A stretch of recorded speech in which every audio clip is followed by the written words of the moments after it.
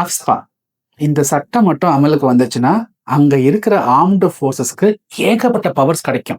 ஒரு பகுதியில ஒரு கலவரம் இருக்குன்னு வச்சுக்கலாமே, அது மத கலவரமா இருக்கலாம், இல்ல ஜாதி கலவரமா இருக்கலாம், இல்ல 2 கம்யூனிட்டிக்கு நடுவுல கலவரமா இருக்கலாம். இப்ப மணிப்பூர்ல எடுத்துக்கோங்களேன்.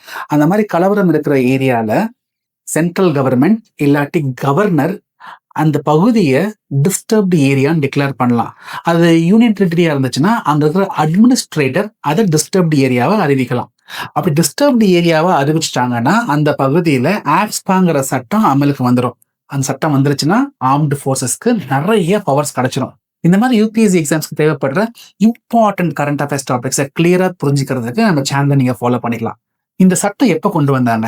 இது பிரிட்டிஷர்ஸ் கொண்டு வரப்பட்ட சட்டம். 1942ல பாத்தீங்கன்னா, இந்த குவிட் இந்தியா மூவ்மெண்ட்ட கண்ட்ரோல் பண்றதுக்காக கொண்டு வரப்பட்ட சட்டம் தான் இந்த AFSPA, armed forces special powers act.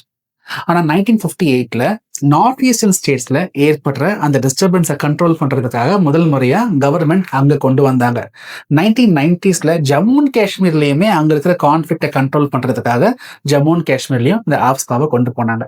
இந்த டாபிக் நம்ம எக்ஸாமுக்கு ரொம்ப முக்கியம். இது ஏன் இப்ப நியூஸ்ல வந்துச்சுன்னா, மணிப்பூர், அருணாச்சல் பிரதேஷ், நாகாலாந்துல சில பகுதிகளில் கலவரத்தை கண்ட்ரோல் பண்றதுக்காக இன்னும் ஒரு 6 மாசத்துக்கு இந்த ஆப்ஸ்பா சட்டத்தை எக்ஸ்டெண்ட் பண்ணியிருக்காங்க. இந்த டாபிக் பத்தி இன்னும் உங்களுக்கு நிறைய இன்ஃபர்மேஷன் தெரியணும் அப்படின்னா நம்ம யூடியூப் சேனல்ல ஹிட்லிஸ்ட் பிளேலிஸ்ட் வந்து விசிட் பண்ணி பாருங்க.